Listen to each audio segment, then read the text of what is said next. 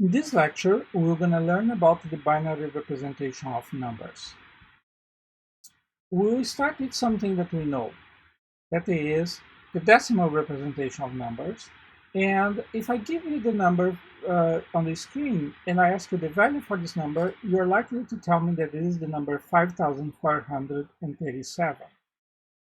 But then if I ask you why this is not the number 7,345, you tell me that we read the decimal numbers from the left to the right, and we start with the highest value position on the left. So if we review what we have learned since grade school when reading decimal numbers, we may recall that we have a name for the position of each one of the algorithms in a decimal number. The least significant algorithm is in the position of the ones. Next, we have the position of the tens, the position of the hundreds, and the position of the thousands. Mathematically, what we do, we multiply the least significant algorithm by 10 to the 0, the next one by 10 to the 1, and then by 10 to the 2, 10 to the 3, and so on. If we now move over to the binary representation, we have something very similar, but in binary there are only two algorithms to represent the number, and the algorithms are 0 and 1, and the names of the positions of the number also change. The least significant algorithm is in the position of the ones, then we have the position of the twos, the position of the fours, and the position of the eights. And mathematically, what we do, we multiply the least significant algorithm by 2 to the 0, the next one by 2 to the 1, then 2 to the 2, 2 to the 3, and so on.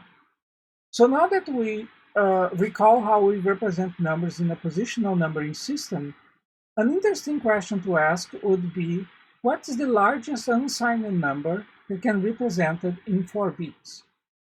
Now, because we want the largest number, naturally, we want each one of the algorithms to be the highest value algorithm in the representation. In a binary representation, that's the algorithm 1.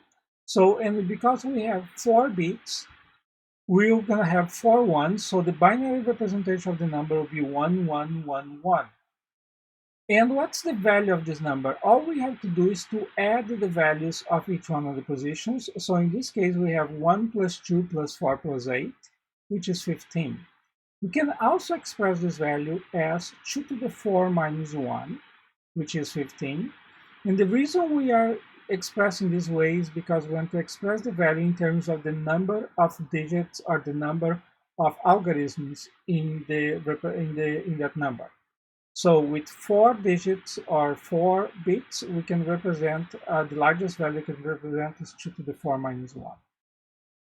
So in the decimal notation, we know that 9,999 is equal to 10,000 minus 1, which is equal to 10 to the 4 minus 1. In the binary representation, we have something similar. The binary number 1111, we use the subscript 2 whenever we have numbers in multiple bases in the same presentation, in the same document. So sometimes we're going to use a subscript to indicate which is the base of the number that we are referring to. So 1111 is equal to 16 minus 1, which is 2 to the 4 minus 1.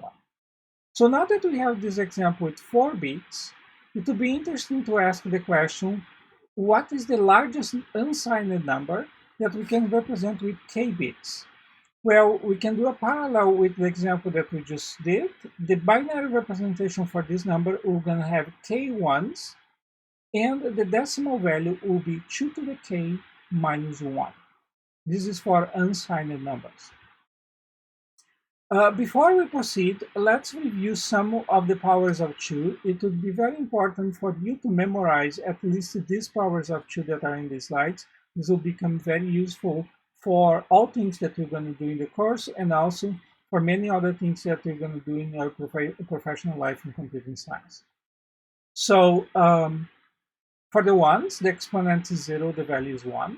Then we have the 2 to the 1 is 2, 2 to the 2 is 4, 2 to the 3 is 8, 2 to the 4 is 16, 2 to the 5 is 32, 2 to the 6 is 64, 2 to the 7 is 128, 2 to the 8 is 256, 2 to the 9 is 512, and 2 to the 10 is 1024.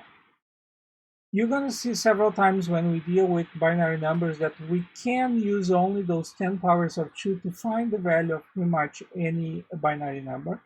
And it's easy to remember those 10. But if you don't remember all 10 of them, you may remember only the values 1, 2, 4, 8, 16, 32, 64, 128, 28, 256, 512, 124.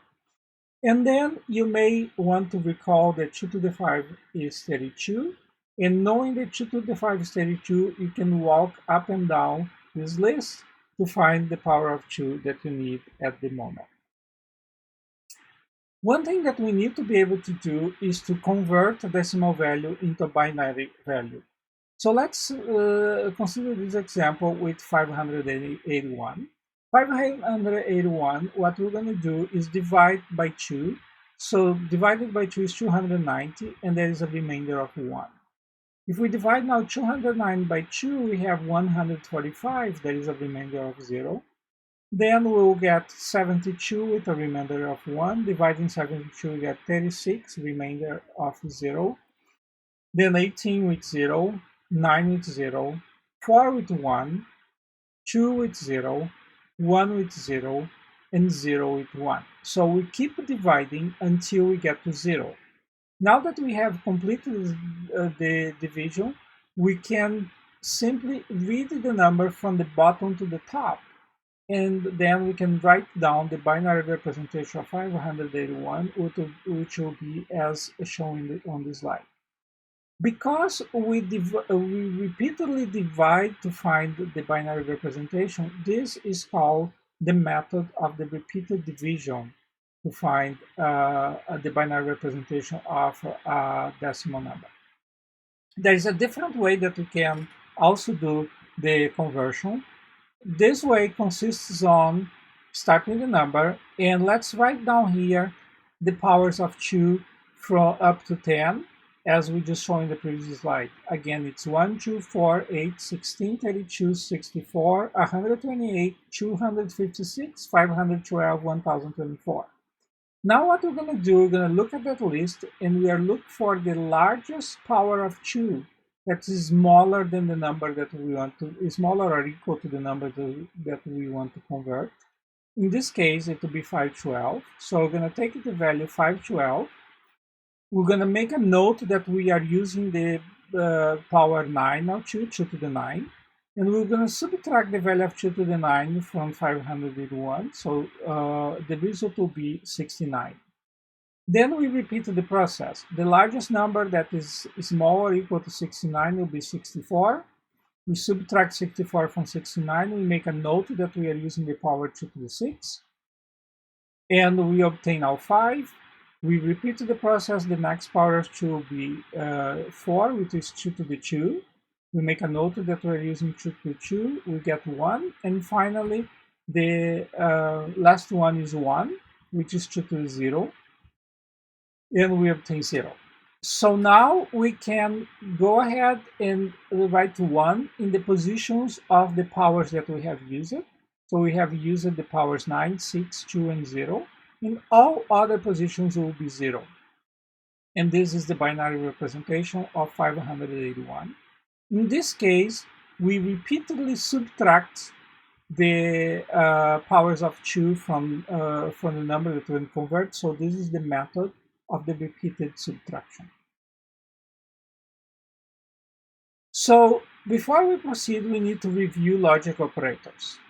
And one logic operator that we need to look at is the complement of a binary number. If I am given a number such as x is equal 1001, the complement of x will simply be a number where all the bits have been flipped, the value of all the bits have been flipped.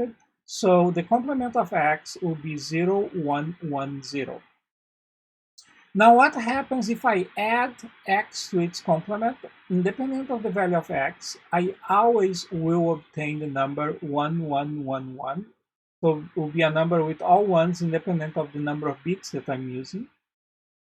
And now we need to review a convention for the representation of signed numbers. And by convention, the number 1111 is the number minus 1. So now that we know that that is the representation for the number minus 1 when we are looking at signed numbers, we can write the expression that says that x plus the complement of x is equal minus 1. Now we can do some algebraic manipulation. So we can pass that minus 1 to the left side of the equality to obtain the expression on the screen. Next, we can pass the x to the other side, so we know now that the complement of x plus 1 is equal minus x. And finally, we can flip the expressions in the two sides of the equality to obtain the expression that minus x. If I want to obtain the value of minus x, what I need to do is to complement all the bits of x and then add the number 1 to it. So let's look at an example. For example, the number 6 is 0110, and you can easily verify that by noticing that we have ones in the positions of the 2s and the positions of the 4s. So 4 plus 2 is 6. What is the binary representation of minus 6? To obtain the binary representation of minus 6, according to the expression on the left, what we need to do is first to obtain the complement of 6, which is 1001.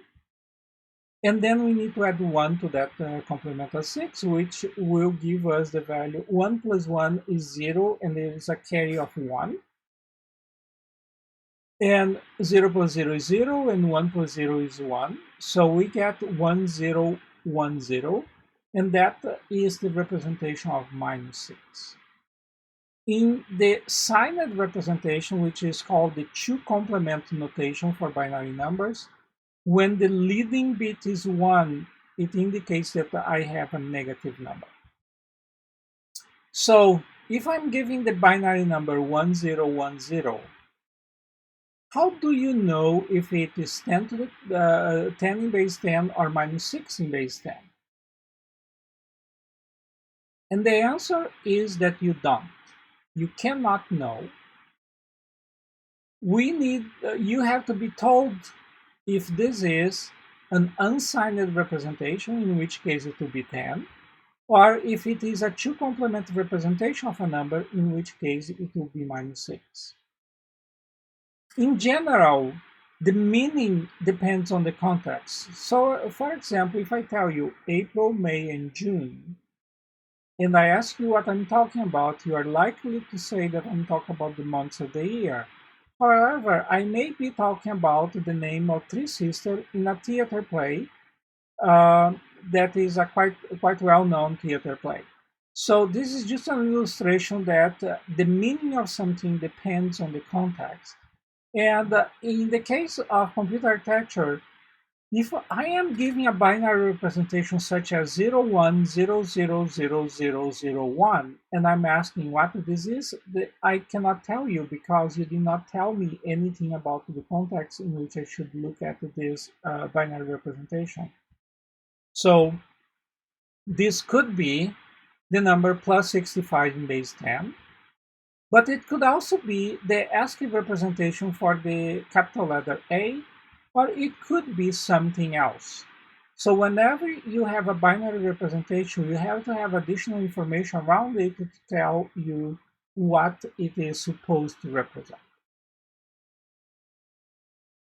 Now that we have two-complement notation, it would be interesting for us to study the range of representation of values in two-complement.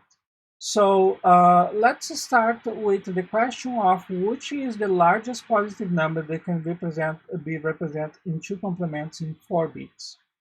So the binary representation, remember that I wanted to know a positive number, so the most significant bit of this number must be a 0, because if it will be a 1, it will be a negative number. So I have to start with a 0, and because I want the largest number, all the subsequent bits have to be 1. So because I have 4 bits, the binary representation will be 0, 1, 1, 1. And the decimal value, well, we have ones in the position of the ones, the twos, and the fours, so the decimal value will be 7. So the largest positive number that you can represent in 2 complement in 4 bits is 7. Remember, in an unsigned notation was 15. And I can express this value as 2 to the 3 minus 1, which is equal 7. And again, I want to use the number of bits in the representation of this expression, so I can rewrite this expression as 2 to the 4 minus 1 equals 7. So now that I have the largest positive number that I can represent in 4 bits in a 2 complement notation, I could also ask the question, which is the largest positive number that I can represent in a 2 complement notation if I have k bits. So in this case, the binary representation will start with a 0 and will be followed by k minus 1 ones. And the decimal value of the largest positive number will be 2 to the k minus 1 minus 1. So this was the largest positive number that I can represent in 2 complement notation. How about the negative side? Which is the most negative number that I can represent in 4 bits in 2 complement notation? So now that I want a negative number, I have to start with a 1 because 1 indicates a negative number. And now we need to recall that to find the value of a negative number, we will be complementing all the bits and then adding 1. So if I want each bit to have the maximum value, all the subsequent bits after the initial one must be 0. That always will represent the largest possible number in a given number of bits. So now I would like to know the decimal value for this number. And to do that, I first need to complement the number, which means flipping all the bits in the number. So this will be give me 0, 1, 1, 1. Then I need to add 1 to that to find the value. So 1 plus 1 is 0, and there is a carry of 1. And 1 plus 1 is 0, there is a carry of 1. 1 plus 1 is 0, and there is a carry of 1. And this is a 1. And I'm not going to read this result as a negative number. I only want now the value of this number as an unsigned. So the value of this number will be 8, because there is only 1 1 in the position of the 8. So it's 8 in base 10. And so I now have that the most negative number is minus 2 to the 3, which is minus 8. And again, I would like to express this value in terms of the number of bits that I have in the representation. So I'm going to rewrite that as minus 2 to the 4 minus 1, which is minus 8. So now that we have this example for numbers with 4 bits, let's ask ourselves, which is the largest negative number that I can represent in 2 complement in k bits. So if I have k bits now, all I have to do is to have a number that starts with a 1s and have k minus 1 zeros. That will be the binary representation. And the decimal value, following the example for 4 bits, will be minus 2 to the k minus 1. So if I look at the range of the 2 complement notation, the largest positive number was 2 to the k minus 1 minus 1. And the largest negative number was minus 2 to the k minus 1. And you'll notice that there is one more negative number than positive numbers. And if we reflect about the representation, what's happening here is that the number 0 is on the side of the positive numbers. So the positive numbers go from 0 to 2 to the k minus 1 minus 1, while the negative numbers go from minus 1 to minus 2 to the k minus 1. So because the 0 is on the positive side, I end up with one more negative number than positive number. So now let's consider the representation of the number 6 in 4 bits. You may consider that, for example, you have created a website for some kind of tutorial or teaching where you represent binary numbers, and you have created a representation with 4 bits for integers, and you represent signed numbers. And then you decide that you need to actually represent these numbers in 8 bits. So you're changing your program so that now instead of using 40, you're using 8 bits. And you have the problem now that you need to fill the upper positions of these numbers that you do not have bits for them before. So you naturally are going to consider that you're going to put zeros into the additional positions, which in this case is correct. You still have the number plus 6 in that position. Now, let's say that you have instead the number 1110 represented in that position. This is a two complement number. And you wanted to do the same thing. You want to represent that number in 8 digits. The question is, what you're going to use in the upper 4 bits? Let's say that initially you decide that you're going to do the same thing that you did before and you add zeros to those positions. Now let's reflect on which number we have now represented in 8 bits. If this is a two complement representation, this is definitely a positive number, and it has a ones in the positions of the 2s, the 4s, and the 8s. So this is the number plus 14. So by trying to change the representation from 4 bits to 8 bits, you have changed the value of the number. The value of the number before was minus 2, and now it's plus 14. So if you want to preserve the value of the number, what you actually have to do, you have to always take the most significant bits of the smaller representation and repeat it until you get to the larger representation. So in the example above, what you have done was you took the 0 and you copied that 0 in the upper part of the number. You have to do the same thing for this negative number, and when you copy that bit, you're going to be filling the upper positions of the for the larger representation with the same value of the sign of the smaller representation. Because you are extending the sign of the number, this technique is called sign extension. And sign extension will be very important in RISC-V, which is the processor that we are using in this course. Because in RISC-V, a word has 32 bits, but sometimes we have values in instructions that are represented in 12 bits or in 20 bits. And before we can operate with these values, we need to convert them in 32 bits representation. So for example, there is an instruction in RISC-V called the add immediate instruction, or add-I. And what add-I does is it takes a value that's in a register. In this example, the register is T0, and adds a constant to it. In this case, the constant is 15. And puts a result either on the same register or in a different register. In this case, we are putting to the same register.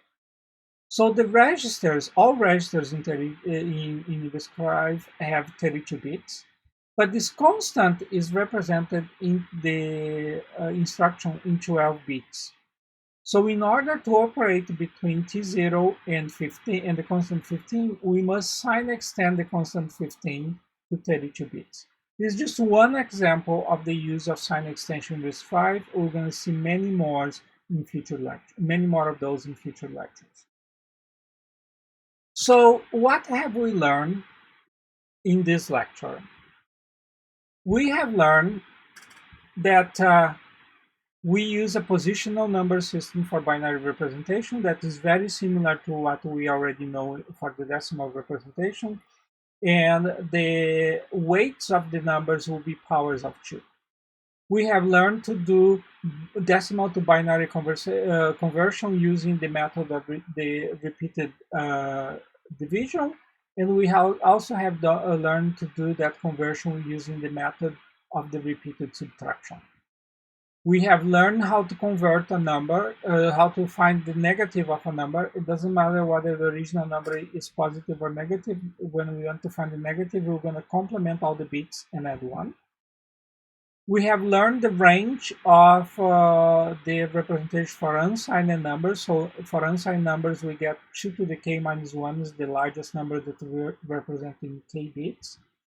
For signed numbers, the most negative number is minus 2 to the k minus 1.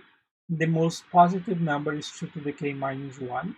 And we also have learned that if we are given a binary representation, we cannot assume what it means.